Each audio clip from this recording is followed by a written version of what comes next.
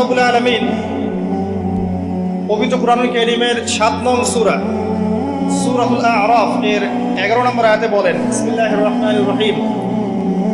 আল্লাহ রাব্বুল আলামিন বলেন, ওয়া লাকাদ খালাকনাকুম সুম্মা সাওয়ারনাকুম সুম্মা কুলনা লিল মালাইকাতি ইসজুদু লিআদম ফাসাজাদু ইল্লা ইবলিস লাম ইয়াকুম মিনাস সাজিদিন। আল্লাহ রাব্বুল আলামিন বলেন, ওয়া লাকাদ খালাকনাকুম, নিঃসন্দেহে আল্লাহ রাব্বুল আলামিন সেই সত্তা যিনি তোমাদেরকে সৃষ্টি করেছেন। সুম্মা সাওয়ারনাকুম, এরপর তোমাদেরকে আকৃতি দান করেছেন, সুন্দর অবয়ব কাঠামো দান করেছেন, দৈহিক কাঠামো। সুম্মা কুলনা লিল মালাইকাতি ইসজুদু লিআদম, এরপরে আল্লাহ রাব্বুল আলামিন সমস্ত ফেরেশতাদেরকে বলেছেন যে তোমরা আদমকে সিজদা করো। আর সূরা বাকারার মধ্যে আছে আল্লাহ পাক সৃষ্টি করার পরে আদম আলাইহিস সালামকে নাম শিক্ষা দিয়েছেন, অর্থাৎ জ্ঞান শিক্ষা দিয়েছেন, এবং এমন জ্ঞান শিক্ষা দিয়েছেন যেই জ্ঞান ফেরেশতারাও জানতেন না। আল্লাহ পাক ফেরেশতাদেরকে বলেছিলেন যে তোমরা এই নামগুলো বলে দাও দেখি, যদি তোমরা সত্যবাদী হয়ে থাকো। ফেরেশতারা এই নামগুলো বলতে পারেননি। তারা বলেছিলেন, লা ইলমা লানা ইল্লা মা আল্লামতানা, আপনি আমাদেরকে যা শিখিয়েছেন এর বাইরে আমাদের কোনো জ্ঞান নেই। এরপর আল্লাহ পাক আদম আলাইহিস সালামকে বলেছেন, আদম তুমি নামগুলো বলে দাও দেখি। এরপর আদম আলাইহিস সালাম সুন্দর করে সব নামগুলো বলে দিয়েছেন, কারণ আল্লাহ পাক তাকে সেই জ্ঞান শিক্ষা দিয়েছিলেন। এরপরে আল্লাহ রাব্বুল আলামিন ফেরেশতাদেরকে বলেছেন তোমরা আদমকে এখন সিজদা করো, কারণ জ্ঞানের মানদণ্ডে আদম তোমাদের চেয়ে শ্রেষ্ঠ। সুবহানাল্লাহ। আর আমরা সেই আদম সন্তান, যদিও বা পৃথিবীতে আসার পরে আমরা আমাদের পরিচয়টা ভুলে গেছি। সেই আদম সন্তান, যে আদমকে আল্লাহ রাব্বুল আলামিন ফেরেশতাদেরকে দিয়ে সম্মানিত করলেন, সিজদা করালেন, সেই আদম সন্তান এখন আল্লাহর জমিনে শিরক করে, নবী সাল্লাল্লাহু আলাইহি ওয়াসাল্লামের সুন্নতের অনুসরণ করতে চায় না, নবীদের আদর্শ মানতে চায় না, কোরআন এবং সুন্নাহ মেনে জীবন করতে চায় না। সেই আদম সন্তান এখন জেনা করে, ব্যভিচার করে, মাদকদ্রব্য পান করে, সমকামী। সেই আদম সন্তান এখন ঘুষ খাচ্ছে, সুদ খাচ্ছে, দুর্নীতি করছে, অন্যের সম্পদ আত্মসাৎ করছে, অন্যায়ভাবে মানুষকে হত্যা করছে। এমন কোনো গুনাহ নাই যে সেই আদম সন্তান করছে না। কোন আদম সন্তান? যার পিতাকে আল্লাহ রাব্বুল আলামিন কি করলেন? ফেরেশতাদেরকে দিয়ে সিজদা করালেন। তাহলে চিন্তা করেন যে আমরা আমাদের পরিচয়টা কি পরিমাণ হারিয়ে ফেলেছি। আমরা তো চেতনার কথা বলি না, শেকড়ের কথা বলি না, আমরা সংস্কৃতির কথা বলি না। এই কথাগুলো আমরা বলি। আমাদের সত্যিকারের চেতনা হচ্ছে ইসলামিক চেতনা। সত্যিকারের শেকড় হচ্ছে এই শেকড় যে আমরা আদম আলাইহিস সালামের সন্তান, যে আদমকে আল্লাহ রাব্বুল আলামিন ফেরেশতাদেরকে দিয়ে সিজদা করিয়েছেন জ্ঞানের কারণে। আজকে সেই আদম সন্তান দেখবেন জ্ঞান অর্জন করতে চায় না, দ্বীনের জ্ঞান অর্জন করতে চায় না, দুনিয়ার জ্ঞান অর্জন করতে চায়, দ্বীনের জ্ঞান অর্জন করতে চায় না। যে জ্ঞান তাকে পরকালে নাজাতের ওসিলা করবে, সেই কোরআনটুকু তিলাওয়াতও করতে চায় না, তিলাওয়াত করা শিখতেও চায় না, আগ্রহী নাই। তাহলে আমরা কি পরিমাণে আমাদের শেকড়টা ভুলে গেছি, চেতনা হারিয়ে ফেলেছি, আমাদের মূল সংস্কৃতি থেকে দূরে সরে আসছি। একটু চিন্তা করেন। সামনে যাই। আল্লাহ রাব্বুল আলামিন বলছেন, এরপর সুন্দর আকৃতি দিয়ে আদমকে আমি ফেরেশতাদেরকে দিয়ে সিজদা করালাম। ফাসাজাদু, সবাই সিজদা করলো, প্রত্যেকটা ফেরেশতা কি করলো? সিজদা করলো। ইল্লা ইবলিস, কে সিজদা করলো না? ইবলিস। ইবলিস সিজদা করলো না। ইবলিস কে ছিল? সে কিন্তু কোনো ফেরেশতা ছিল না। সে ছিল একজন জিন। কানা মিনাল জিন্নি, সূরা কাহফে আল্লাহ বলেছেন কানা মিনাল জিন্নি, সে জিনদের একজন ছিল। ঠিক আছে? সে আল্লাহ রাব্বুল আলামিনের এত বেশি ইবাদত করেছিল যে আল্লাহ রাব্বুল আলামিন তাকে এক পর্যায়ে ফেরেশতাদের উপরে একটা দায়িত্বশীল বানিয়ে দিয়েছিলেন। ঠিক আছে? তো কিন্তু তার মনের ভিতরে একটা কিবর বা অহংকার ছিল, যে অহংকারের কারণে সে কিন্তু আল্লাহ পাকের এই নির্দেশটা পালন করলো না, লঙ্ঘন করলো। আমরা সামনে যাই। লাম ইয়াকুম মিনাস সাজিদিন, আল্লাহ পাক বলেন সে সিজদাকারীদের অন্তর্ভুক্ত ছিল না। কে? ইবলিস। আচ্ছা, ক্বালা, আল্লাহ পাক এবার বলছেন মা মানাআকা আল্লা তাসজুদা ইযা আমারতু, আল্লাহ পাক বলছেন হে ইবলিস, কিসে তোমাকে নিষেধ করলো, কে তোমাকে বারণ করলো আদমকে সিজদা করতে, যাকে আমি সিজদা করার আদেশ করেছি? কি জন্য করলে না? সোজা কথায়, তুমি কি জন্য সেজদা করলে না আদমকে? মা মানে আঁকা, তোমাকে কে বারণ করলো? এবার ইবলিস তার দলিল পেশ করছে। সে বলছে যে ক্বালা আনা খায়রুম মিন, সে বলল আমি আদমের চাইতে উত্তম। আসসালাতু খায়রুম মিনান নাওম, এটা জানেন না? ঘুমের চেয়ে নামাজ উত্তম। ঠিক এইভাবেই সে ইবলিস বলছে কি আনা খায়রুম মিন, আমি তার চেয়ে উত্তম। কি কারণে উত্তম? খালাকতানি মিন নার ওয়া খালাকতাহু মিন তিন। হে আল্লাহ, আপনি আমাকে সৃষ্টি করেছেন আগুন দিয়ে, জিনদেরকে কি দিয়ে সৃষ্টি করা হয়েছে? আগুন দিয়ে। ফেরেশতাদেরকে কি দিয়ে? নূর দিয়ে। তাহলে এখানে প্রমাণ হলো যে ইবলিস কিন্তু ফেরেশতা নয়। আমাকে সৃষ্টি করেছেন আগুন দিয়ে, ওয়া খালাকতাহু মিন তিন, এবং আদমকে সৃষ্টি করেছেন তিন মানে কাদামাটি দিয়ে। তার মানে আগুন কাদামাটির চেয়ে সুপিরিয়র, বেশি মর্যাদা সম্পন্ন, ওর মানে কে আছে আর কি। এই কারণে সে সিজদা করলো না। এবার আল্লাহ রাব্বুল আলামিন বলছেন ক্বালা ফাহবিত মিনহা, ইবলিস এখান থেকে নেমে যাও। এটা কোন জায়গা? একদম মহাকাশের উপরে না, নাকি পৃথিবীতে? এটা সাত আসমানের উপরের ঘটনা। ইতিহাস শুরু হয়েছে মহাবিশ্বে। মানুষের অস্তিত্বও ছিল না, এমন একটা সময় চলে গেছে। মহাবিশ্বে কোটি কোটি বছর চলে গেছে যখন মানুষ বলতে কিছু ছিল না। ছিল না। অনেক পরে মানুষকে সৃষ্টি করা হয়েছে। এখন দুনিয়াতে মানুষের চলাচল দেখলে মনে হয় মহাবিশ্বে সে একাই আছে, আর কেউ নাই, তাই না? আচ্ছা, এটা দলিল কোরআনে আছে। সূরা দাহার 1 নম্বর আয়াত পড়ে দেখবেন, হাল আতা আলাল ইনসানি হাইনুম মিনাদ দাহরি লাম ইয়াকুন শাইআন মাযকুরা। আল্লাহ পাক বলছেন মানুষের উপরে এমন সময় চলে গেছে যে মানুষ কোনো আলোচ্য বিষয় ছিল না, উল্লেখযোগ্য কোনো বিষয় ছিল না। তো সভ্যতার শুরুর ঘটনা হচ্ছে এটা, মানে মানব সভ্যতার একদম শুরুর শেকড়ের ঘটনা হচ্ছে এটা। একদম শুরুর চেতনা, শুরুর সংস্কৃতি শুরু হচ্ছে এখান থেকে। এবার ইবলিস বলছে আমি সিজদা করব না, বিকজ আমি তার চেয়ে সুপিরিয়র। আপনি তাকে সৃষ্টি করেছেন মাটি দিয়ে, আমাকে সৃষ্টি করেছেন আগুন দিয়ে, আমি তাকে সিজদা করব না। সে আল্লাহ পাকের আদেশ লঙ্ঘনই করলো না, বরং আল্লাহকে উল্টা একটা যুক্তি দেখালো যে আপনি ভুল, আমি ঠিক। নাউজুবিল্লাহ, আপনি আমাকে আদমকে সিজদা করতে বলছেন, এটাই ভুল, বরং উচিত হচ্ছে ও আমাকে সিজদা করবে। নাউজুবিল্লাহ। তো সে কিন্তু আবা ওয়াস্তাকবার, সে উদ্ধত হলো এবং অহংকারও প্রদর্শন করলো। আল্লাহ পাক বলেন ক্বালা ফাহবিত মিনহা, এখন এখান থেকে নেমে যাও। এই জান্নাতি বলেন আর ওই ঊর্ধ্ব জগতই বলেন, সেখান থেকে তোমরা নেমে যাও। তুমি নেমে যাও। ফামা ইয়াকুনু লাকা আন তাতাকাব্বারা ফিহা, এখানে দাঁড়িয়ে তুমি অহংকার করবে এই অধিকার তোমাকে দেওয়া হয় নাই। সোজা কথা, আল্লাহ পাক বলছেন এখানে দাঁড়িয়ে তুমি অহংকার করবে এই অধিকার তোমাকে দেওয়া হয়নি। আল্লাহ পাক অহংকারীকে পছন্দ করেন? অহংকারীদেরকে আল্লাহ পাক কিয়ামতের মাঠে পিঁপড়ার মতো উঠাবেন। তাদের আকৃতি মানুষের সমানও হবে না, ছোট ছোট কালো পিঁপড়ার মতো হবে, এবং অন্ধকার ওদেরকে ঢেকে নিবে। তো আমাদের মনে যাদের অহংকার আছে, আল্লাহর রাস্তা অহংকার ছেড়ে দেই। অহংকার ইলমেরও থাকতে পারে। একজনের অনেক বড় ইলমি ডিগ্রি সার্টিফিকেট আছে, অমুক ফারেক, তমুক ফারেক, অমুক মুহাদ্দিস, অমুক মুফাসসির, ডাবল ডিগ্রি, এটার অহংকার থাকতে পারে। ঠিক আছে? আবার অনেকের টাকা পয়সার অহংকার থাকে, অনেকের ক্ষমতার অহংকার থাকে, আবার এখনকার মেয়েদের সৌন্দর্যের অহংকার থাকে, থাকে না? এক এক মানুষের এক একটা অহংকার। অহংকারের ডেফিনেশনটা কি? একজন সাহাবী নবী সাল্লাল্লাহু আলাইহি ওয়াসাল্লামকে বলছেন, ইয়া রাসূলুল্লাহ, আমি পছন্দ করি আমার গায়ের পোশাকটা সুন্দর হোক, আমার জুতা সুন্দর হোক, ঠিক আছে, আমার সুগন্ধি ভালো হোক, দামি হোক। এটা কি অহংকারের পরিচয়? নবী সাল্লাল্লাহু আলাইহি ওয়াসাল্লাম বলছেন না, এটা অহংকারের পরিচয় নয়। বরং অহংকারের পরিচয় হচ্ছে অন্য মানুষকে তুচ্ছ তাচ্ছিল্য করা এক, আর দুই হচ্ছে সত্যকে প্রত্যাখ্যান করা। মনে থাকবে অহংকারের সংজ্ঞা কি? এক, অন্য মানুষকে তুচ্ছ তাচ্ছিল্য করা, আর দুই, সত্যকে প্রত্যাখ্যান করা। এখন সত্য কি? আইনস্টাইনের থিওরি সত্য, নাকি পিথাগোরাসের উপপাদ্যই সত্য, নাকি আমাদের পশ্চিমারা যে সেকুলারিজম, কমিউনিজম, ডেমোক্রেসি ইত্যাদি ইত্যাদি, ন্যাশনালিজম এগুলো দিয়ে দিয়েছে মতবাদগুলো, এগুলোই চূড়ান্ত সত্য? সায়েন্সই কি চূড়ান্ত সত্য? চূড়ান্ত সত্যটা কি আসলে? এক কথায় সূরা কাহফের 29 নম্বর আয়াতে সত্যের সংজ্ঞা আছে। কত নম্বর আয়াতে?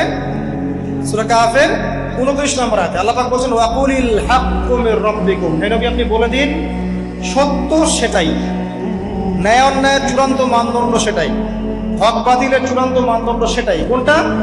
যেটা তোমার রবের পক্ষ থেকে নাজিল হয়েছে। আমাকে বলেন যে রবের পক্ষ থেকে কি নাজিল হয়েছে? একসময় তাওরাত নাজিল হয়েছিল না, ওটাই হক ছিল। ওই সময় কি ছিল? সেটাই হক ছিল। জাবুর ওই সময় কি ছিল?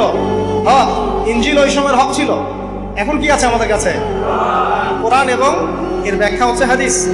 কিয়ামত পর্যন্ত কি অন্য কোনো শরীয়ত আসবে? অন্য কোনো নবী আসবে? কেউ যদি বলে যে অমুকে নবী হবে, সে কি মুসলিম না কাফের? তাহলে কোনো সন্দেহ আছে?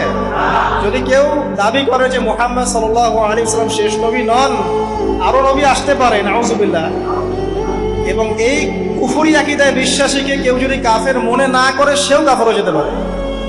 বুঝতে পারছেন? আসেন, তো অহংকারের সংজ্ঞাটা আমরা জেনে নিলাম যে সত্যকে প্রত্যাখ্যান করা, আল্লাহর ওহীকে প্রত্যাখ্যান করা, মানে কোরআন এবং সুন্নাহ থেকে সরে আসা, এটাকে মিথ্যা মনে করা, বা অন্য কোনো মতবাদকে কোরআন সুন্নাহর সমকক্ষ মনে করলেও কুফরি হয়ে যাবে। এরকম মনে করে অন্য একটা মতদর্শ, একটা দর্শন, একটা ফিলোসফিক্যাল থট, একটা স্কুল অফ থট কোরআন সুন্নাহর চেয়ে ভালো নয়, কিন্তু কোরআন সুন্নাহর সমমানের, এটাও যদি কেউ মনে করে, কাফের। কথা কি বুঝতে পারছেন? এটা হচ্ছে অ্যাবসলিউট ট্রুথ, মানে এটা সত্যের একদম সর্বোচ্চ স্টেজ, এর উপরে আর কিছু নাই। ভুলে গেছিলাম ভাই। আচ্ছা, এবার আসেন, আমরা অহংকারের সংজ্ঞা জানলাম, সত্যের সংজ্ঞাও জানলাম। এখানে ইবলিস কি করছে? সে অহংকার প্রদর্শন করছে। সে আল্লাহকে বলছে আপনি ভুল, আমি ঠিক। আদমকে সে তুচ্ছ তাচ্ছিল্য করলো এবং সত্যকে প্রত্যাখ্যান করলো, দুটোই কিন্তু ইবলিস করলো এখানে। আসেন, আল্লাহ পাক বলছেন ফাখরুজ, এখান থেকে বের হয়ে যাও হতভাগ।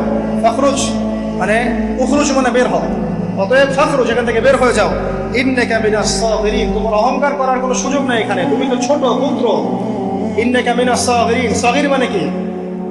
তুমি এখান থেকে, তুমি বের হয়ে যাও এখান থেকে, তুমি একজন ক্ষুদ্র সত্তা, তোমার এখানে অহংকার করার কিছু নাই।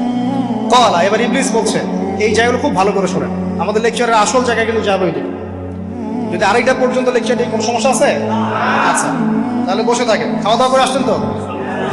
আচ্ছা, কলা, এবার ইবলিস বলছে আনজিরনি, শোনেন, ইবলিস বলছে আনজিরনি, হে আল্লাহ আমাকে অবকাশ দিন। কি বলছে? আমাকে অবকাশ দিন। ইলা ইয়াউমি ইউবআসুন, যেই দিন আপনি কিয়ামত ঘটাবেন, যেই দিন সবাইকে পুনরুত্থিত করবেন, ওই দিন পর্যন্ত আমাকে অবকাশ দিন। সূরা বাকারায় আছে, অন্য সূরায় আছে, রব্বি আনজিরনি ইলা ইয়াউমি ইউবআসুন। ইবলিস বলছে হে আমার রব। কি বলছে ইবলিস? হে আমার রব। ইবলিস কি তাহলে আস্তিক না নাস্তিক? কথা বলেন, ইবলিস কি আস্তিক না নাস্তিক?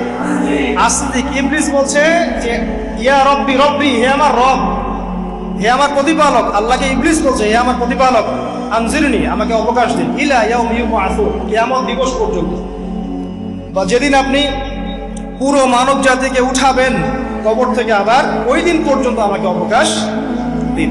তার মানে কিয়ামত যে হবে এটা নতুন করে লেখা হয় নাই, সভ্যতায় হিস্ট্রির শুরু থেকে কিয়ামত ছিল। কথা বুঝতে পারছেন? ফেরেশতারাও জানতেন যে একদিন মহাবিশ্ব ধ্বংস হয়ে যাবে। যখন পৃথিবীতে মানুষকে পাঠানো হয়নি, তার আগেই ফেরেশতারা জানতেন, আল্লাহ পাকের ইলমে ছিল এবং তিনি এটা ফয়সালা করে দিয়েছিলেন যে একদিন এই পুরো মহাবিশ্বই ধ্বংস হয়ে যাবে। ইবলিস আগে থেকে জানতো যে কিয়ামত হবে, এই জন্য সে বলছে আমাকে কিয়ামত পর্যন্ত অবকাশ দিন। আল্লাহ পাক এবার কি বলছেন দেখেন, ইবলিস আল্লাহর কাছে চাইলো, আল্লাহ পাক তাও তাকে ফেরত দিলেন না। আর আমরা আল্লাহর কাছে চাইতে এখন হতাশা হয়ে যায় না, দোয়া করতে থাকি আর বলি যে আমার দোয়া তো কবুল হচ্ছে না।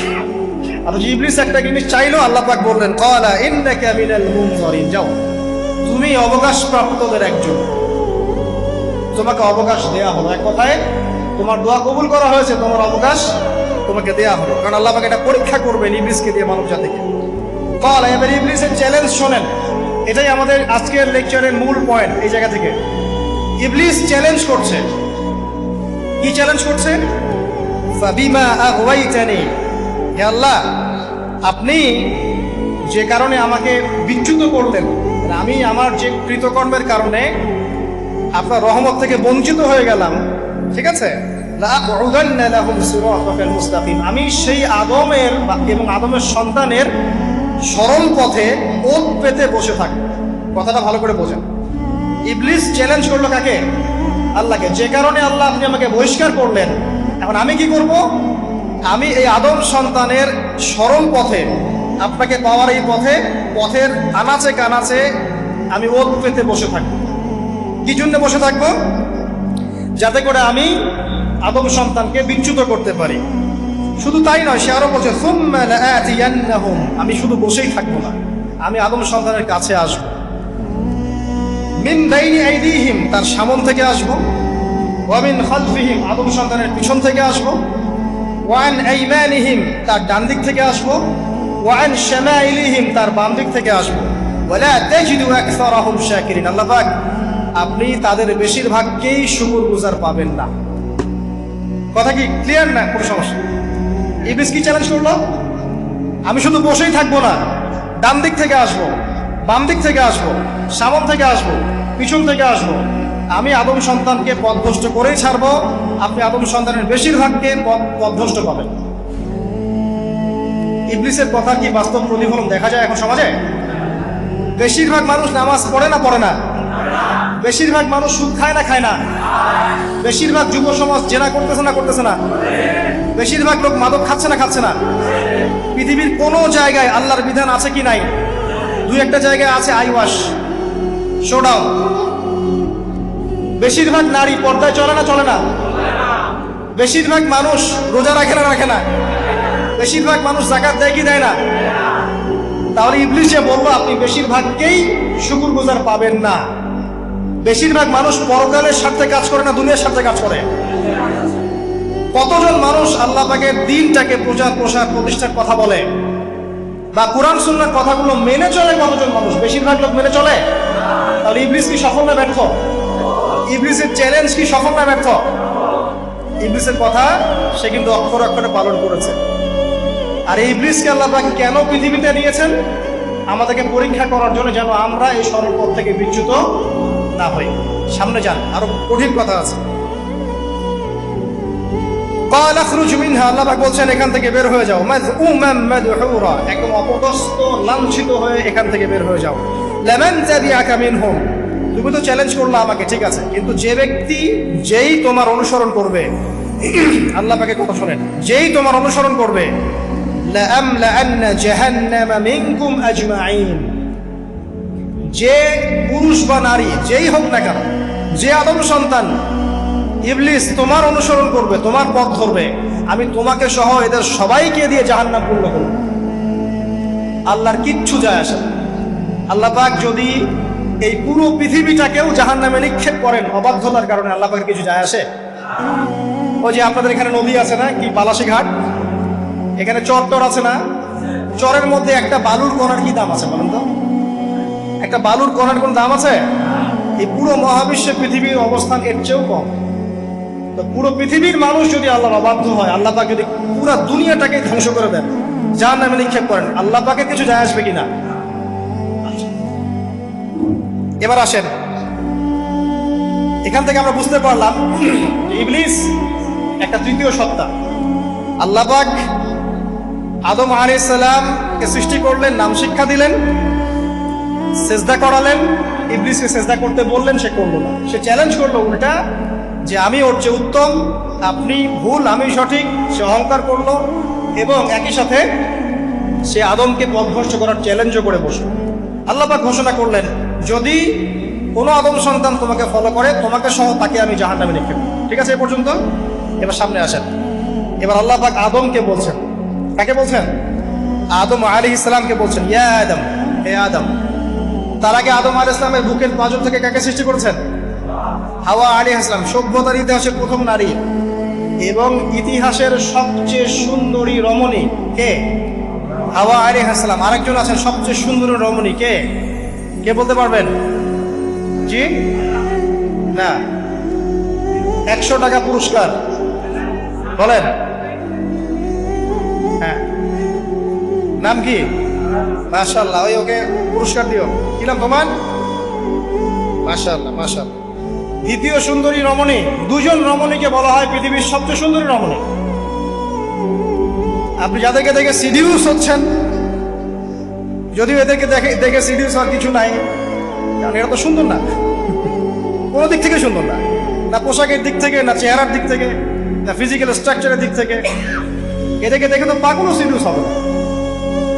তো আদম আলাইহিস সালাম এবং আদম আলাইহিস সালামের স্ত্রী হাওয়া আলাইহিস সালাম এবং সারা আলাইহিস সালাম ইতিহাসের সবচেয়ে সুন্দর রমণী, ইতিহাসের সবচেয়ে সুন্দর রমণী কাদের স্ত্রী ছিলেন? নবীদের না অন্য কারো?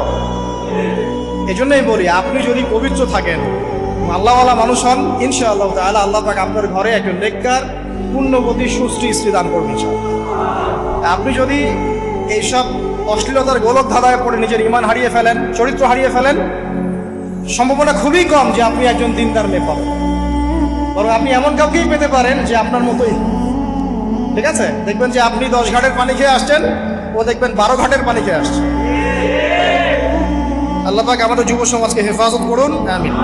আল্লাহ পাক এবার আদম আলাইহিস সালামকে বলছেন, ইয়া আদম, হে আদম, উসকুন আনতা ওয়া যাওজুকাল জান্নাহ।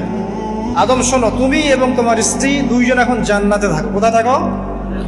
জান্নাতে থাকো। ওয়া কুলা মিন হাইথু শি'তুমা, যেখানে ইচ্ছা সেখান থেকে খাবার খাও। জান্নাতের নাজ নেয়ামতের কথা তো আপনারা শুনেছেন অনেক, আমি ওইগুলো বলতে যাচ্ছি না, সময় চলে যাবে। যা ইচ্ছা তাই পাবেন সেখানে, যা ইচ্ছা তাই। এমন একটা জায়গা যেটা কখনো কোনো চোখ দেখে নাই, কোনো কান শোনেও নাই। চোখ না দেখলেও, কান না শুনলেও মানুষ মনে মনে অনেক কিছু কল্পনা করে না, এটা কল্পনাও করার সুযোগ নাই। এত উন্নত মানের একটা জায়গা। তোমরা দুজন এখানে থাকো, জান্নাতের যে কোনো জায়গায় যাও, খাওয়া দাওয়া করো, কোনো সমস্যা নেই। কিন্তু ওয়ালা তাকরাবা হাদিহিশ শাজারা, মানে কি, এই যে গাছটা আছে এই গাছের কাছে যেও। একটা শর্ত খালি দিলাম, গাছের কাছে যেও না। গাছের নাম কি এগুলো আমাদের আলোচনার বিষয় না। বিষয়টা হচ্ছে আল্লাহ পাকের আদেশটা কি। গাছটা আম গাছ হতে পারে, জাম গাছ হতে পারে, কদু গাছ হতে পারে, যে কোনো গাছ হতে পারে, এটা নিয়ে আমাদের কোনো মাথা ব্যথা নাই। মাথা ব্যথা হচ্ছে আল্লাহ পাকের আদেশ, এই গাছের কাছে যেও না, বাস যেও। আচ্ছা, ফাতাকুনা মিনাজ জালিমিন, যদি চলে যাও তোমরা দুজন এখানে, তাহলে তোমরা দুজন কিন্তু জালেম হয়ে যাবে। আল্লাহ পাকের হুকুম অবাধ্য করলে মানুষ কি হয়ে যায়? জালেম হয়। এই জন্য আমরা দোয়ায় বলি, আল্লাহুম্মা ইন্নী যালামতু নাফসি, বলি না? হে আল্লাহ, আমি আমার নফসের উপর জুলুম করেছি। রব্বানা যালামনা আনফুসানা, বলি না? আল্লাহ, আমরা আমাদের উপর জুলুম করেছি। তো আমরা যখন পাপ করি মানে আমরা জুলুম করে ফেলেছি। তো তোমরা দুজন এই গাছের কাছে যেও না, যদি যাও তাহলে জুলুম করে ফেলবে এবং জালেম হয়ে যাবে। এবার ইবলিস তো আর বসে নাই, সে তো চ্যালেঞ্জ করেছে, করে নাই? আচ্ছা, এবার ইবলিস কি করছে? ফাওয়াসওয়াসা লাহুমা শাইতান, এবং ইবলিস এবার এদের দুজনকে ওয়াসওয়াসা প্রদান করতে শুরু করলো। ইবলিস কি করলো? ওয়াসওয়াসা প্রদান করতে শুরু করলো। ওয়াসওয়াসাটা এমন ছিল যে, হাল আদুল্লুকা আলা শাজারাতিল খুলদি ওয়া মুলকিন লা ইয়াবলা। ইবলিস এসে আদম এবং হাওয়া আলাইহিস সালাম তাদেরকে উস্কে দিতে লাগলো যে, আমি কি তোমাদেরকে এমন কোনো গাছের কথা বলবো যেই গাছের ফল খেলে তোমরা চিরস্থায়ী হয়ে যাবে, কখনো মরবে না, এবং এমন রাজত্ব পাবে যে রাজত্বের কোনো ক্ষয় নাই। ইবলিসের টোপটা কি দেখলেন? চিরস্থায়িত্বের টোপ এবং কিসের টোপ? রাজত্বের টোপ। এটা সূরা তাহার মধ্যে আছে। অন্য সূরায় আছে যে, আমি কি বলে দিব এমন গাছের কথা যে গাছের ফল খেলে তোমরা ফেরেশতা হয়ে যাবে, কখনো মরবে না। তাহলে চিরস্থায়িত্বের টোপ এবং এই যে কিসের রাজত্বের এই যে টোপ, এই দুইটা হচ্ছে মানুষকে আল্লাহর পথ থেকে ডিসিভ করার একটা মানদণ্ড। কথা বুঝতে পারছেন? এই পৃথিবীতে যত মানুষ পথভ্রষ্ট হয়ে গেছে জন্য হয়েছে অনেকেই, আর অনেকে চিরস্থায়িত্বের জন্য হয়েছে। ফেরাউন নমরুদ চিরস্থায়িত্বের লোভে পড়ে পথভ্রষ্ট হয়নি? আর ওই সময় থেকে শুরু করে এখনকার বিশ্বে যারা ক্ষমতাধর, এরা কি ক্ষমতার দাপটে পথভ্রষ্ট হচ্ছে না? এই দুটো হচ্ছে মানুষকে পথভ্রষ্ট করার মাধ্যম। ইবলিস খুব ভালো করেই জানতো। একটা কথা বলি নাই, যখন আদম আলাইহিস সালামকে তৈরি করে রাখা হয়েছে, সৃষ্টি করে রাখা হয়েছে, ইবলিস এর চারপাশে রাউন্ড দিচ্ছিল, তাওয়াফ করছিল, তাওয়াফ। এবং মানব শরীরের এবং মানব মস্তিষ্কের, মনের, মননের দুর্বল পয়েন্টগুলো সে ফাইন্ড আউট করছিল। কারণ সে কিন্তু অনেক জ্ঞানী ছিল, সে কিন্তু প্রচণ্ড জ্ঞানী ছিল। এখনো কিন্তু সে প্রচণ্ড জ্ঞানী, এবং তার অভিজ্ঞতার ঝুলি এখন অনেক বেশি, তাই না? ওর বয়স হয়ে গেছে না এখন, প্রচুর বয়স। তো তাওয়াফ করে করে সে মানুষের দুর্বল জায়গাগুলো ফাইন্ড আউট করেছে। একটা হচ্ছে পেট, একটা প্রবৃত্তি, একটা হচ্ছে নারীর প্রতি আসক্তি, ঠিক আছে, একটা ক্ষমতার লোভ, একটা চিরস্থায়িত্বের লোভ। এগুলো হচ্ছে মানুষের দুর্বল জায়গা। ইবলিস এগুলো ফাইন্ড আউট করে ওইভাবে চাল দিয়েছে। কথা বুঝতে পারছেন? একটু খেয়াল করে দেখেন, এখনকার বিশ্বে যত অন্যায় হচ্ছে, ম্যাক্সিমাম পাপ হচ্ছে পেটের কারণে। পেট। সুদ খায় কেন? পেটের কারণে। ঘুষ খায় কেন? পেটের কারণে। ইভেন যে এখন জেনা করছে, ওদেরকে তো এখন যৌনকর্মী বলতে হয়, তাই না? সম্মান দিয়ে কথা বলতে হয়। তো যৌনকর্মী যারা, তারাও দেখবেন পেটের কারণেই করছে। পেটের কারণে। তারপর দেখবেন মানুষের সম্পদ আত্মসাৎ, ওই যে ছেলে মেয়ে বাল বাচ্চার জন্য। পেট মানে মূল জিনিসটা কি? পেট। এবং চিরস্থায়িত্ব, ক্ষমতার দাপট আর প্রবৃত্তির দাসত্ব, এগুলো হচ্ছে মানুষের সবচেয়ে দুর্বল পয়েন্ট। দেখবেন ম্যাক্সিমাম পাপ হচ্ছে মেয়েদের কারণে। মেয়েদের কারণে না, মেয়ের পিছনে। মেয়ের পিছনে আপনি চলে গেছেন, এখানে আত্মহত্যা করছে কেউ, কেউ এখানে আপনার জেনা করছে, কেউ ধর্ষণ করছে, কেউ পরকে লিপ্ত হচ্ছে, মানে মেয়েরই কোনো পাপ। ওই যে বলে না, দুইটা পাপ যাকে পেয়ে গেছে তার লাইফটা ক্র্যাশড। একটা হচ্ছে মেয়ে, একটা হচ্ছে টাকা। অর্থ সম্পদের লালসা যার মধ্যে পেয়ে বসেছে, এর জীবন শেষ। আর যার মেয়ের নেশা আছে, মেয়ের নেশা যার মধ্যে আছে, এর জীবন শেষ। একে আপনি হেদায়েতের পথে আনতে পারবেন না, ইল্লা মাশাআল্লাহ, আল্লাহ পাক যদি না চান। আসেন, আর ইবলিস তাওয়াফ করছিল এবং সে কিন্তু টোপ দিল, চিরস্থায়িত্বের টোপ দিল। এবং কিসের টোপ দিল? ফেরেশতা হয়ে যাবে, অমর হয়ে যাবে। এবার আমাদের পিতামাতা আদম এবং হাওয়া আলাইহিস সালাম তারা কিন্তু ফল খেয়ে ফেললেন। আর এটা এমন নয় একবার ওয়াসওয়াসা দিয়েছে বাস খেয়ে ফেলেছেন, এমন নয়, কন্টিনিউয়াসলি সেই কাজটা করেছে। একটা মানুষ যখন জেনা করে, ইবলিস কি একবার এসে বললেই কেউ জেনা করে ফেলে? আস্তে আস্তে কিন্তু মানুষ জেনার পথে যায়। ওই যে প্রথমে একদিন, অনেকদিন একটা লেকচার দিয়েছিলাম না, প্রথমে গার্লফ্রেন্ড বয়ফ্রেন্ড একটা সম্পর্ক হয়, তাই না? তারপর কথাবার্তা হয়, মোবাইল ফোন এক্সচেঞ্জ করে, নোট এক্সচেঞ্জ করে, কফি খায়, আস্তে আস্তে ডেটিংয়ে যায়, পরে দেখবেন এক পর্যায়ে গিয়েছে না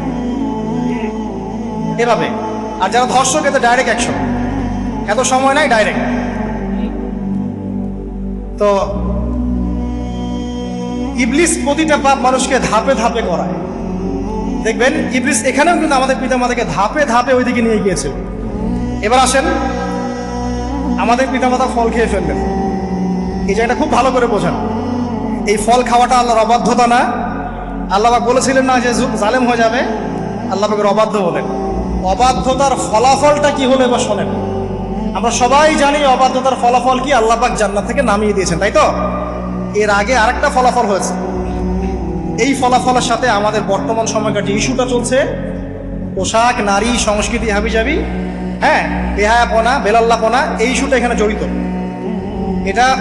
এটা আমারও বুঝতে এবং খুঁজে পেতে সময় লেগেছে। আমরা সবাই পড়েছি স্টুডেন্ট লাইফে, আদম এবং হাওয়া আলাইহিস সালাম আদেশ লঙ্ঘন করেছেন, সাথে সাথে আল্লাহ পাক জান্নাত থেকে কি করেছেন? নামিয়ে দিয়েছেন। ইবলিসকেও নামিয়ে দিয়েছেন, তারপরে হায়াত দিয়েছেন, এখানে পরীক্ষা করছেন, এই তো। এখানে আল্লাহ পাক দেখবেন আমাদের আমল কেমন, আমল ভালো হলে আবার জান্নাতে, খারাপ হলে আবার জান্নাত। কিন্তু এর আগেও একটা ঘটনা ঘটেছে।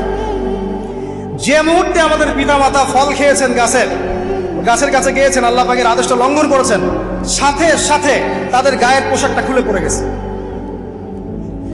আমি বুঝাতে পারি নাই, পুরো মহাবিশ্বের প্রথম লজ্জা, প্রথম অপমান, প্রথম শাস্তি, ঠিক আছে, আল্লাহর অবাধ্যতার প্রথম পরিণাম লজ্জা, মানে লজ্জাহীন ভাবে গা থেকে কাপড় খসে পড়ে যাওয়া, ন্যাংটা হয়ে যাওয়া। ন্যাংটা বাংলা ভাষায় বুঝতে পারছেন? প্রথম শাস্তি, প্রথম অবাধ্যতা এবং প্রথম অবাধ্যতার পরিণতি পুরো মহাবিশ্বে সভ্যতার শুরু থেকে শেষ পর্যন্ত প্রথম অ্যাক্সিডেন্ট, তাই যে আমরা বলছি পরিণতি, পাপের পরিণতি, অবাধ্যতার পরিণতি, সেটা হলো গা থেকে কাপড় খুলে যাওয়া। এই কথা আল্লাহ পাক বলছেন এখানে, লিইউবদিয়া লাহুমা মা উরিয়া আনহুমা মিন সাওয়াতিহিমা। ইবলিস তোমাদের পিতামাতাকে এই গাছের কাছে নিয়ে গিয়ে ফল খাইয়ে তাদের গা থেকে পোশাক খুলে ফেলে দিয়েছে। এবার কি বুঝতে পারছেন যে ইবলিস এখন বিশ্বে কি করছে? ইবলিস সেম কাজটা করছে আমাদের সাথে, আমাদের গা থেকে তারা পোশাক খুলে ফেলে দিচ্ছে। সভ্যতার শুরুর পাপ বলছি না আমরা, এটা আসলে ভুল। সভ্যতার শুরুতে আদম এবং হাওয়া আলাইহিস সালাম যে ভুলটা করেছেন, তার যে পরিণতি হয়েছে, সেটা এটা ছিল না যে জান্নাত থেকে পৃথিবীতে নামিয়ে দেয়া, বরং পরিণতি এটা ছিল তাদের গা থেকে প্রথম কাপড় খুলে গেছে, তারা নগ্ন হয়ে গেছে। ইবলিস সর্বপ্রথম আমাদের বাবা মাকে নগ্ন করেছে প্রলোভন দিয়ে, ক্ষমতার প্রলোভন, চিরস্থায়িত্বের প্রলোভন দিয়ে। আজকের বিশ্বেও কি ইবলিসের দোসররা সেম কাজটা করছে না? আজকের বিশ্বেও কি ইবলিসের মানুষরূপী দোসরগুলা সেম কাজটাই করছে না? সেম কাজটা করছে। আমাদের গা থেকে ওরা পোশাক খুলে ফেলছে, এরপর আল্লাহ পাক জান্নাত থেকে নামিয়ে দিয়েছে। আগে কিন্তু এটা হয়নি, আগে পোশাক খুলেছে। এরপর কি হয়েছে জানেন? শোনেন, আল্লাহ পাক وقال ما نهاكما ربكما عن هذه الشجرة إلا أن تكونا ملكين أو تكونا من الخالدين। ইবলিস বলছিল যে তোমাদের রব তোমাদেরকে এই গাছের কাছে যেতে নিষেধ করেছে এই কারণে যে তোমরা এখানে গেলে মালাক হয়ে যাবে এবং চিরস্থায়ী হয়ে যাবে। ওয়াকাসামাহুমা ইন্নী লাকুমা লামিনান নাসিহিন। ইবলিস বলছিল যে আমি আল্লাহর কসম করে বলছি আমি তোমাদের শুভাকাঙ্ক্ষী। ফাদাল্লাহুমা বিগুরুর, ওদেরকে তারা পথভ্রষ্ট করলো, ইবলিস তাদেরকে পথভ্রষ্ট করলো। ফালাম্মা যাকাশ শাজারা, যখন তারা গাছের কাছে গেলেন, বাদাত লাহুমা সাওআতুহুমা, তাদের লজ্জাস্থানটা উন্মুক্ত হয়ে গেল, কাপড় খুলে পড়ে গেল। এটাই বলতে যাচ্ছিলাম। ওয়াতাফিকা ইয়াখসিফানি আলাইহিমা মিন ওয়ারাকিল জান্নাহ, এবং আদম এবং হাওয়া আলাইহিমা সালাম জান্নাতের গাছের পাতা ছিঁড়তে লাগলেন এবং সেই পাতা দিয়ে লজ্জাস্থান ঢাকতে লাগলেন। আপনার বাবা আপনার মাকে যদি কেউ রাস্তায় নগ্ন করে ফেলে আপনার কেমন লাগবে? আপনি কি করবেন তার ইজ্জত সম্মান বাঁচানোর জন্য? আমাদের পিতা মাতাকে ইবলিস জান্নাতে নগ্ন করে দিয়েছিল এবং আমাদের পিতা মাতা জান্নাতের পাতাগুলো ছিঁড়ে ছিঁড়ে লজ্জাস্থানকে আবৃত করতে শুরু করল। ওয়ানাদাহুমা রাব্বুহুমা, এবং আল্লাহ পাক বলেন এবার আল্লাহ পাক তাদের দুজনকে ডাকলেন, ডেকে বললেন আলাম আনহাকুমা আন তিলকুমা শাজারা, হে আদম এবং হাওয়া তোমাদের দুজনকে কি আমি বলি নাই যে এই গাছের কাছে যাবে না? ওয়াকুল লাকুমা ইন্নাশ শাইতানা লাকুমা আদুউম মুবিন, আমি কি তোমাদেরকে বলি নাই নিশ্চয়ই শয়তান তোমাদের স্পষ্ট প্রকাশ্য শত্রু? ক্বালা, এবার তারা তাদের ভুল বুঝতে পারলেন। আল্লাহ পাকের কত দয়া মানুষের প্রতি দেখেন। ইবলিসও আল্লাহর অবাধ্য ছিল, আল্লাহ পাক তাকে বহিষ্কার করে কাফের বানিয়ে দিয়েছেন, চিরস্থায়ী লানত করেছেন। আমাদের পিতা মাতাও ভুল করেছেন, বাট আল্লাহ পাক তাদেরকে চিরস্থায়ী জাহান্নামী করেন নাই। আল্লাহ পাক তাদেরকে দয়া পরবশ হয়ে ক্ষমা করে দিয়েছে। শুধু তাই নয়, আল্লাহ পাক এত মহব্বত করেন আদম সন্তানকে যে তওবা করার যে কালিমাটা, সেই কালিমাটাও আল্লাহ পাক আদম এবং হাওয়াকে শিখিয়ে দিয়েছেন। সুবহানাল্লাহ, কোন কালিমা দিয়ে তওবা করবো, কি করবো, এটাও তারা বুঝতে পারছিলেন না। আল্লাহ পাক তখন শিখিয়ে দিয়েছেন। ক্বালা, তারা বলল রব্বানা, হে আমাদের প্রতিপালক, যালামনা আনফুসানা, আমরা আমাদের উপর জুলুম করেছি নফসের উপরে, ওয়া ইল্লাম তাগফির লানা ওয়া তারহামনা লানাকুনান্না মিনাল খাসিরিন। এই দোয়াটা করলেন আমাদের পিতামাতা, আল্লাহ পাক মাফ করবেন। কিন্তু মাফ করার পরে আর জান্নাতে থাকা হলো? এই পৃথিবীতে নামিয়ে দেওয়া। পৃথিবীতে নামিয়ে দেওয়ার পরে একটা হায়াত দেওয়া হলো, কারো 50, 60, 70, 100, 200, 500, 1000 ইত্যাদি, এবং আল্লাহর পক্ষ থেকে ঐশী গ্রন্থ পাঠানো হলো, কখনো তাওরাত, কখনো জাবুর, কখনো ইনজিল ইত্যাদি, কখনো কোরআন। শর্ত দেওয়া হলো যারা আল্লাহ পাকের এই ঐশী গ্রন্থগুলো মেনে চলবে তারা ইনশাআল্লাহ আবার মৃত্যুর পর সেই জান্নাতে ফিরে যাবে যেখান থেকে তারা বহিষ্কৃত হয়েছে। আর যে বা যারাই আল্লাহ পাকের এই আয়াত, নিদর্শন এবং ঐশী গ্রন্থগুলোকে অস্বীকার করবে, এটাকে মিথ্যা প্রতিপন্ন করবে, আল্লাহ পাক এদের সবাইকে জাহান্নাম পূর্ণ করবে ইনশাআল্লাহ। আল্লাহ পাক এটাও বলেছেন যে আল্লাহ পাক ওয়ালাকাদ যারানা লিজাহান্নামা কাসীরাম মিনাল জিন্নি ওয়াল ইনস, আল্লাহ পাক বহু মানুষ আর জিনকে দিয়ে জাহান্নাম পূর্ণ করবেন। কারণ এই দুই জাতিকে পাঠানো হয়েছিল পৃথিবীতে শুধু আল্লাহর ইবাদত করার জন্য। ওমা খালাকুল জিন্না ওয়াল ইনসা ইল্লা লিয়াবুদুন, এরা সেটা করে নাই। এই কারণে আল্লাহ পাক হাদিসের মধ্যে জানিয়েছেন প্রতি 1099 জন মানুষকে আল্লাহ পাক জাহান্নামে পাঠিয়ে দিবেন। তবে বেশিরভাগ জান্নাতি হবে এই উম্মতে মুহাম্মাদের মধ্যে। এবার শোনেন, আমাদের পিতামাতার এই পরিণতির পর আল্লাহ পাক যখন আমাদেরকে পৃথিবীতে পাঠালেন, আল্লাহ পাক আমাদেরকে নগ্ন করে পৃথিবীতে রাখেন নাই। সুবহানাল্লাহ, আল্লাহ পাক আসমান থেকে লিবাস পাঠিয়েছেন। এই যে সমাজ বিজ্ঞানের বইগুলোতে লেখা আছে না, মানুষ আগে নগ্ন ছিল, গাছের ছালপাতা পরে থাকতো, তারপরে বন্যপ্রাণী শিকার করতো, গুহায় গুহায় থাকতো, বোগাস, মিথ্যা, বাজে কথাই বলছে, একদম টোটাল মিথ্যা কথাই বলে। আল্লাহ রাব্বুল আলামিন সভ্যতা শুরু করেছেন নবী দ্বারা, সভ্যতা শেষও করবেন নবী দ্বারা। প্রত্যেক যুগে যুগে সভ্যতার ধারক এবং বাহক ছিলেন নবীগণ। আর আদম আলাইহিস সালাম পৃথিবীতে আসার পর নগ্ন হয়ে থাকেন নাই। আল্লাহ পাক আসমান থেকে লেবাস পাঠিয়েছিলেন। সুবহানাল্লাহ, আল্লাহ পাক আমাদেরকে নগ্ন করে রাখেন নাই। এবার দেখেন আল্লাহ পাক কি বলছেন, ইয়া বানি আদম, আচ্ছা আসেন, ইয়া বানি আদম, হে বনু আদম, কাদেরকে বলছেন? আমাদেরকে।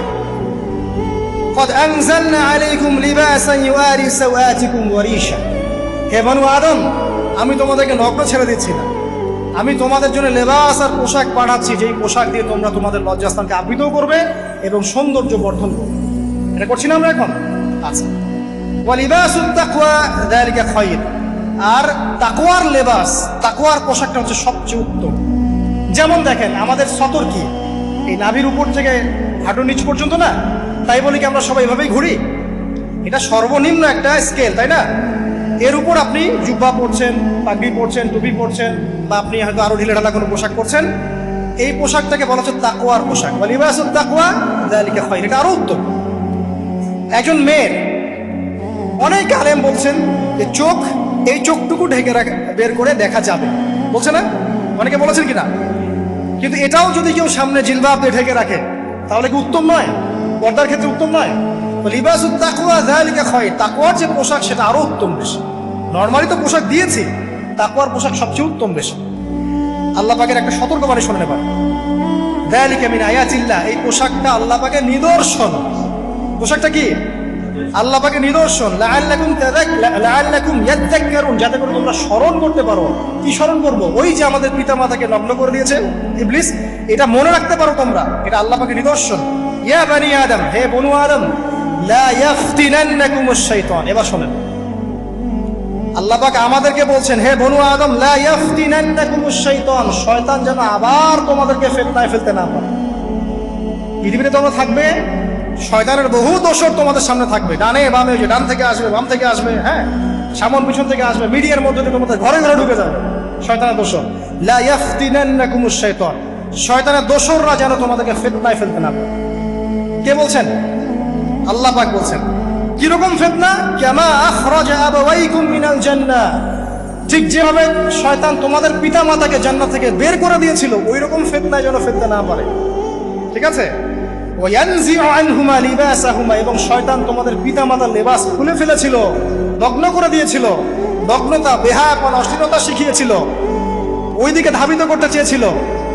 শয়তানের দোসররা যেন এটা করতে তোমাদের সাথে না পারে, সতর্ক থাকবে। লিউরিয়াহুমা সাওআতিহিমা, যাতে করে তোমাদের লজ্জাস্থানটা উন্মুক্ত হয়ে যায়। ইন্নাহু ইয়ারাকুম, নিশ্চয় শয়তান তোমাদের সবাইকে দেখতে পায়। হুয়া ওয়া কাবিলুহু, সে এবং তার পুরো কবিলার লোকজন, মিন হাইসু লা তারাউনাহুম, এমন জায়গা থেকে যে জায়গা তোমরা দেখতে পারো। আর শয়তান এবং তার অনুসারী যারা আছে, হোক মানুষ আর জিন, তারা তোমাদেরকে দেখতে পারে এমন জায়গা থেকে যা তোমরা দেখো না। আমরা যারা এই বিশ্বে আছি, আমরা সবাই এখন খেলার পুতুলের মধ্যে খেলছি। যারা নিয়ন্ত্রণ করে বিশ্ব, এদেরকে কেউ দেখতে পারে না, এরা মানুষ শয়তান। কথা বুঝতে পারছেন? আর এমনি জিন শয়তান যারা আছে, এদেরকে তো আমরা দেখতে পারি না, অনেক দূর থেকে তারা আমাদেরকে দেখতে পারে। আল্লাহ পাক সতর্ক করছেন এটা। ইন্না জাআলনা আশ-শায়াতিন আউলিয়া লিল্লাযিনা লা ইউমিনুন, শোনেন, নিশ্চয়ই যারা আমার প্রতি ঈমান আনে না বা আমার অবাধ্য হয়, আমার আদেশ মানে না, তাদের সাথে আমি শয়তানকে বন্ধু বানিয়ে দিয়েছি। এবার বুঝলেন কেন বললাম এরা মানুষ শয়তান? বিকজ এদেরকে আল্লাহ পাক শয়তানের বন্ধু বানিয়ে দিয়েছেন, শয়তানের বন্ধু। অন্য সূরায় আছে, শয়তান, জিন শয়তান মানুষ শয়তানকে ওহী করে। জিন শয়তান মানুষ শয়তানের মাথায় এসব বুদ্ধি ঢালে, শয়তানি বুদ্ধিগুলো শয়তান মানুষের মাথায় ঢালে। মানে মানুষ মাথাটা আগে সে রিড করেছে, কাকে কোন দিক দিয়ে রিসিভ করা যাবে। ঠিক আছে? আচ্ছা, এরপরে আরো আল্লাহ পাক বলছে, ওয়াইদা ফাআলু ফাহিশাতান, তারা যখন কোনো ফাহিশা কাজ করে, নোংরা বেহায়ার মতো কাজ করে, ক্বালু, তারা বলে, ওয়াজাদনা আলাইহি আবানা, এরকম করেই আমরা আমাদের পিতা মাতাদেরকে পেয়েছি। মানে যুগ যুগ ধরে এই সংস্কৃতি চলে আসে, নগ্নতার সংস্কৃতি, বলে না? কথা বুঝতে পারছেন না? এই কথাই তারা বলে, যেটা কোরআনে আছে। আল্লাহ পাক বলছেন, ক্বালু ওয়াজাদনা আলাইহি আবানা, তারা বলে আমাদের পিতৃপুরুষদেরকে আমরা হাজার বছর থেকে দেখেছি এইভাবেই ড্রেস আপ করতে, এমনি ব্লাউজ ছাড়া শাড়ি পরতে দেখেছি, এমনি দেখেছি পেট বের করে চলতে, এমনি দেখেছি এই শর্ট কামিজ পরে চলতে, নগ্ন হয়ে চলতে। এখন তো বিকিনি সংস্কৃতি আসে, এবং এটা মুভমেন্ট চলছে, মানে মানুষের দেহ থেকে কাপড় খুলে ফেলার মুভমেন্ট, আন্দোলন শুরু হচ্ছে। ঠিক আছে? এবং দোহাই হচ্ছে আমরা হাজার বছর থেকে এমনিই চলছে। এই যে আল্লাহ পাক বলছেন, ক্বালু ওয়াজাদনা আলাইহি আবানা, আমরা এর উপরে আমাদের পিতা মাতাদেরকে পেয়েছি। ওয়াল্লাহু আমারানা বিহা, এরা আরো বলে আল্লাহ আমাদেরকে এই আদেশ করেছেন। নাউযুবিল্লাহ। আল্লাহ বলছেন, আল্লাহ পাকের আদেশ কি? কুল ইন্নাল্লাহা লা ইয়া'মুরু বিল ফাহশা, নিঃসন্দেহে আল্লাহ পাক কোনো ফাহেশা কাজের আদেশ করতেই পারেন না। পারেন? নিঃসন্দেহে আল্লাহ পাক কোনো ফাহেশা, বেলাল্লাহপনা, বেহায়ার মতো কোনো আদেশ, বেহায়াপনার কোনো কাজের আদেশ করতে পারেন না। আতাকুলুনা আলাল্লাহি মা লা তা'লামুন, তোমরা কি আল্লাহ সম্পর্কে এমন কথা বলছো যেই কথা তোমরা জানো না? এই পর্যন্ত থাকবে। এবার আসেন বাস্তবতায় আসেন। এতটুকু যে আমরা হিস্ট্রির সূচনার কথাগুলো বললাম, এখানে আপনারা কিন্তু প্রথম একটা দলিল পেলেন মানুষের দেহ থেকে পোশাক খুলে ফেলে। এরপর আমি পুরো কোরআনটা ঘাটার চেষ্টা করেছি। আদম আলাইহিস সালাম থেকে শুরু করে মুহাম্মদ সাল্লাল্লাহু আলাইহি ওয়াসাল্লাম পর্যন্ত হাজার হাজার শতাব্দী চলে গেছে, তাই নাই? হাজার হাজার বছর চলে গেছে, বহু জাতি এসেছে, বহু জাতি চলেও গেছে। আমরা কি প্রথম জাতি নাকি? এর আগে কত জাতি পৃথিবীতে এসেছে, চলেও গেছে, গেছে না? আচ্ছা, কোরআন ঘেটে ঘেটে ক্লান্ত হয়ে যাওয়ার পর আমরা এমন কোন জাতি পাচ্ছি না যাদের কথা আল্লাহ পাক বলেছেন যে আমি তাদেরকে ধ্বংস করেছি অশ্লীলতার কারণে বা এই আপনার বেলাল্লাপনার কারণে বা ফাহেসা কাজের কারণে। সরাসরি এই একটা কারণ দেখে আল্লাহ পাক কোনো কওমকে ধ্বংস করেছেন খুব রেয়ার, খুঁজে পাওয়া যাচ্ছে না। শুধু 3টা জায়গা বের করতে পেরেছি। কয়টা জায়গা? 3টা। 1 নম্বর দেখেন, আদম আলাইহিস সালাম পরে নূহ আলাইহিস সালাম না, এই জাতিটাকে আল্লাহ পাক ধ্বংস করেছেন না? এই ধ্বংসটাকে আল্লাহ পাক এই বেপরদামির কারণে করেছেন, অশ্লীলতার কারণে করেছেন, পোশাকের অপসংস্কৃতির কারণে করেছেন? করেন না, শিরকের কারণে করেছেন। কি কারণে? শিরক। আল্লাহ পাক সবাইকে ডুবিয়ে মেরেছেন, কিন্তু ওরা যে নগ্ন পোশাক পরে রাস্তাঘাটে চলাফেরা করতো এই কথাটা কিন্তু আল্লাহ পাক বলেন। তার মানে ওদের পাপ এটা ছিল না। এরপর ইব্রাহিম আলাইহিস সালামের কওম কি এই কারণে ধ্বংস হয়েছে? অশ্লীলতার কারণে ধ্বংস হয়েছে? বেহায়াপনার কারণে ধ্বংস হয়েছে? নগ্নতার সংস্কৃতির অপচর্চার কারণে ধ্বংস হয়েছে? না, শিরকের কারণে। আদ জাতি এই কারণে না, সামুদ জাতি এই কারণে না। একটা জাতি পাওয়া যায়, তার নাম কওমে লূত। কি নাম? কওমে লূত। এই লূত কওম ছিল সমকামী। তারা মেয়েদের সাথে বিবাহ বন্ধনে আবদ্ধ হতো না, বরং ছেলেদের ছেলে ছেলে জেনা করতো না।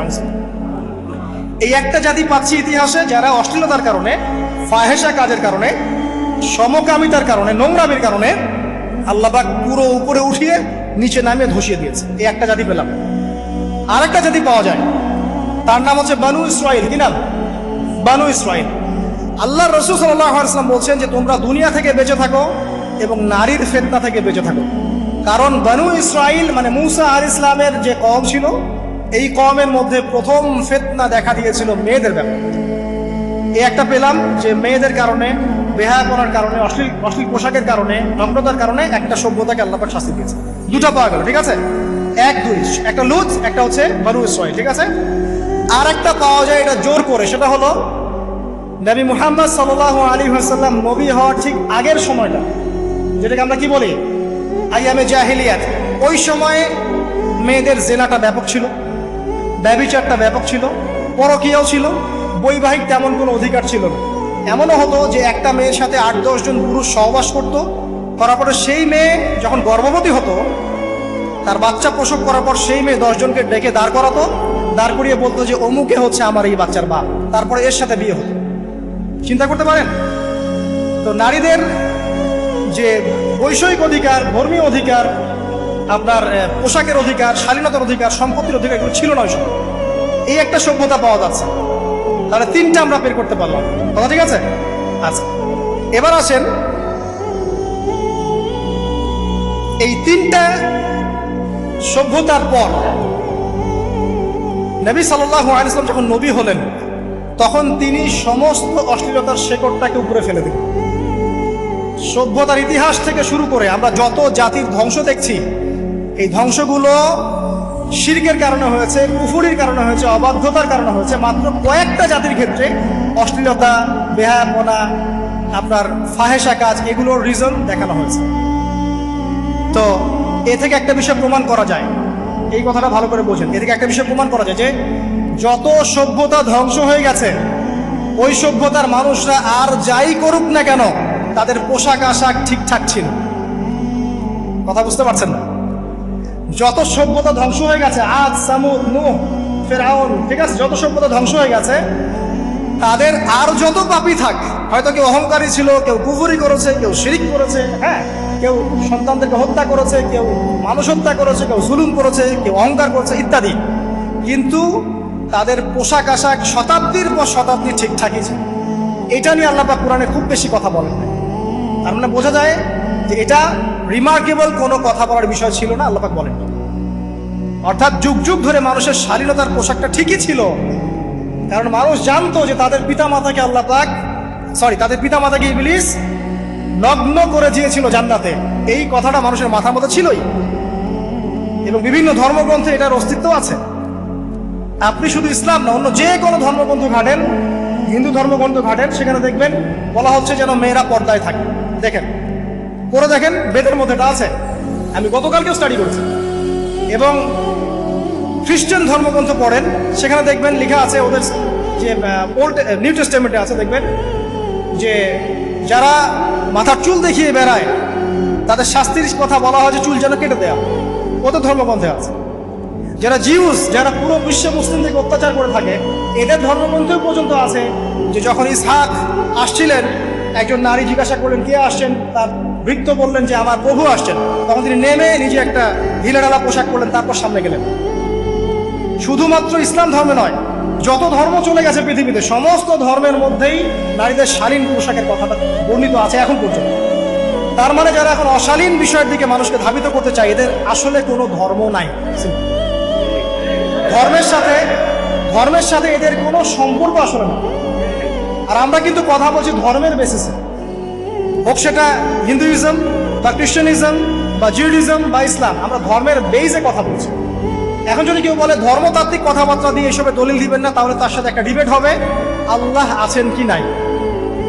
যদি আমরা ডিবেটে জয়লাভ করি হ্যাঁ আল্লাহ বলে একজন আছেন, তাহলে আল্লাহ পাকের বিধান কোনটা, এখন চলমান সর্বশেষ বিধান কোনটা, এটাতে আসতে হবে ডিবেট। ডিবেট 1 আল্লাহ আছে কি নাই, ডিবেট 2 আল্লাহ পাকের সর্বশেষ ধর্মগ্রন্থ কোনটা। এই তো, এই দুইটাতে আমরা যদি জয়লাভ করি, এবং ইনশাআল্লাহ আমরা সেটা করবো, এটাতে আমাদের কেউ ঠেকাতে পারবেন ইনশাআল্লাহ, এটাই সত্য, তাহলে মানুষের উপর ওয়াজিব হয়ে যাবে এটার উপর আমল করা। এখন আমরা এর বেসিসে দেখবো কোনটা ঠিক কোনটা বেঠিক, তাই না, কোনটা সত্য কোনটা মিথ্যা, কোনটা ন্যায় কোনটাও নয়, তখন আমরা এর বেসিসে দেখবো, অন্য কোনো ভিত্তির বেসিসে দেখবো। এখানে চেতনা, যুগ যুগ ধরে চলে আসা সংস্কৃতি, আমাদের বাপদাদা দোহাই, এইসব ইস্যু টানা যাবে না। বেস হবে কি কোরআন এবং সুন্নাহ, এবং অন্যান্য ধর্মগ্রন্থগুলো যদি ওটাতে রাজি থাকে ওটাতেও, কারণ প্রত্যেকটা ধর্মগ্রন্থেই বলা আছে শালীনতার কথা, লম্বা ঢিলেঢালা পোশাকের কথা, হোক সেটা হিন্দুইজম বা খ্রিস্টানিজম বা জিউডিজম। পরে দেখেন, না থাকলে আমার কাছে আসেন, প্রতিটা ধর্মগ্রন্থে এটা কথা লেখা আছে। এবার আসেন, সর্বশেষ নবী মুহাম্মদ সাল্লাল্লাহু আলাইহি ওয়াসাল্লাম যখন নবী হন, আরবের ওই চিত্রটা জেনা, ব্যভিচার, পরকীয়া, অশ্লীলতা, এটাকে সমূলে উপড়ে ফেলে দেন 23 বছরের মধ্যে। 23 বছরের নববী জীবনের পরে সেখানে কোনো জেনা আছে, কোনো বেপরদামি আছে, কোনো ব্যভিচার আছে, কোনো সুদ আছে, কোনো শিরক আছে, কোনো মাদক আছে? যেগুলো আছে খুবই অল্প, যেটা আছে সেটা কি খুবই অল্প, এটা কিন্তু ধরা যায় না। 2-1টা অ্যাক্সিডেন্ট হতেই পারে। সাহাবীদের যুগেও নামাজ পড়তে গিয়ে কোনো একজন দেখা গেছে অ্যাক্সিডেন্ট হয়ে গেছে, জেনা হয়ে গেছে, এটা তো রেয়ার ঘটনা। এক্সেপশনাল সামথিং কি এক্সাম্পল হতে পারে? যেটা কমন সেটা হচ্ছে এক্সাম্পল। মানে আপনি বলবেন যে মেয়েদের শালীনতার কথা এবং এর কারণে ধর্ষণের সংখ্যা বৃদ্ধি হচ্ছে, এই কথা আপনি যখন বলবেন, কিছু মানুষ আপনাকে বলবে যে তাহলে বোরখাওয়ালা মেয়ে কেন ধর্ষিত হচ্ছে, তাহলে বাচ্চা কেন ধর্ষিত হচ্ছে। আপনাকে বলছি পরিসংখ্যানটা কতটুকু, কেন হচ্ছে সেটা আমরা জবাব দিব। আগে বলছি পরিসংখ্যান কতটুকু। যারা বেপর্দায় চলছে এদের হ্যারাসমেন্টের পরিসংখ্যানটা বেশি না বোরখাওয়ালা মেয়ের পরিসংখ্যানটা বেশি? বলেন। যারা বেহায়ার মতো চলছে, বেপর্দায় চলছে, এদের পরিসংখ্যানটা বেশি নাকি শিশু অ্যাবিউজিং এর পরিসংখ্যানটা বেশি? তাহলে মূল যে জায়গাটা ওইখানে আগে ফোকাস করতে হবে, তারপরে আমরা গৌণ জায়গায় যাব। এবং এই জায়গাটাতে আমরা দলিল বা প্রমাণ হিসেবে পেশ করব মানুষের রুচিবোধের পরিবর্তন, মানসিকতার পরিবর্তন এবং পাশবিক একটা প্রবৃত্তির দাসত্ব। এটা কিভাবে হচ্ছে? এটা পর্নোগ্রাফির কারণে হচ্ছে, এটা পর্নোগ্রাফির কারণে হচ্ছে, মিডিয়ার কারণে হচ্ছে, অবাধ ফ্রি মিক্সিং এর কারণে হচ্ছে, যৌন সুরসুরির কারণে হচ্ছে, এবং যৌনতাকে সহজলভ্য করে দেওয়ার কারণে এই দুর্ঘটনাগুলো ঘটছে। আচ্ছা, আগে আমি আমার পয়েন্টে আসি। নবী সাল্লাল্লাহু আলাইহি ওয়াসাল্লাম যখন এটার শিকড়টা উপরে ফেলে দিলেন, তখন কিন্তু মক্কা, মদিনা, পুরো জাজিরাতুল আরবে আর কোনো বেহায়াপনার কোনো শিকড় থাকলো না। আল্লাহ পাক কিভাবে এটা করলেন? পুরো হিস্ট্রির ইতিহাস টেনে দিয়ে আল্লাহ পাক কয়েকটা আদেশ নাজিল করলেন। সেই আদেশটা কোরআন এবং সুন্নাহে আছে। আল্লাহ পাক প্রথমে ছেলেদেরকে বললেন, শোনো, সূরা নূর 30 নম্বর আয়াত। আল্লাহ পাক ছেলেদেরকে বললেন, তোমরা তোমাদের চোখ নিচু রাখো, এটা আমাদের দায়িত্ব। প্রত্যেকটা ছেলের দায়িত্ব বেগানা মেয়েকে দেখলে চোখটা কি করবে? নিচু করবে। সিম্পল। তাহলে আপনি সিডিউসড হবেন, এক কথা।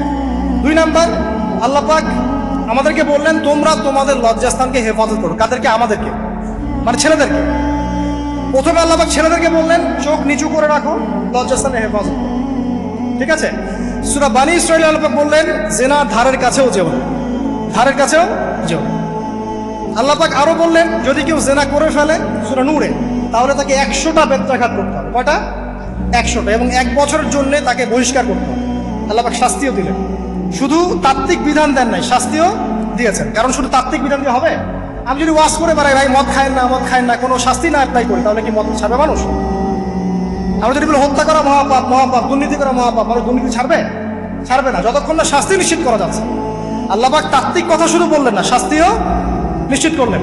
তারপর আল্লাহ পাক আরো বললেন যদি বিবাহিত কোনো ব্যক্তি ব্যভিচার করে তাহলে তাকে রজম করতে হবে, মাটিতে পুঁতে তাকে পাথর নিক্ষেপ করে হত্যা করে, ঠিক আছে, শাস্তি। এরপরে দেখেন আল্লাহ পাক মেয়েদেরকে বলছেন, এবং মেয়েদেরকে বলছেন তোমরা মূলত ঘরে থাকো, যদি বাইরের পরিবেশ তোমাদের অনুকূলে না থাকে তোমরা ঘরে অবস্থান করো। ওয়াকরনা ফি বুয়ুতিকুন্না ওয়ালা তাবাররুজনা তাবাররুজাল জাহিলিয়াতিল উলা, তোমরা মূলত ঘরে থাকো। জাহিলি যুগে মেয়েরা যেভাবে নিজেদেরকে প্রদর্শন করে বেড়াতো এই কাজটা তোমরা করো না। যদি করো তাহলে সমাজে বেহায়াপনা, ফায়সা বেড়ে যাবে, তোমরা নিজেরাই ক্ষতিগ্রস্ত হবে, যেটা ওরা হচ্ছে এখন। আচ্ছা, এরপর আল্লাহ পাক আরো বললেন হে নবী আপনি আপনার স্ত্রী এবং মুমিন নারীদেরকে বলেন তারা যদি বাহিরে যায় যেন জিলবাব দিয়ে তাদের পুরো বক্ষ দেশটাকে ঢেকে নেয়। তাহলে পোশাকের সংস্কৃতির শেকড় কোত্থেকে শিখবো? আমি কোত্থেকে শিখবো?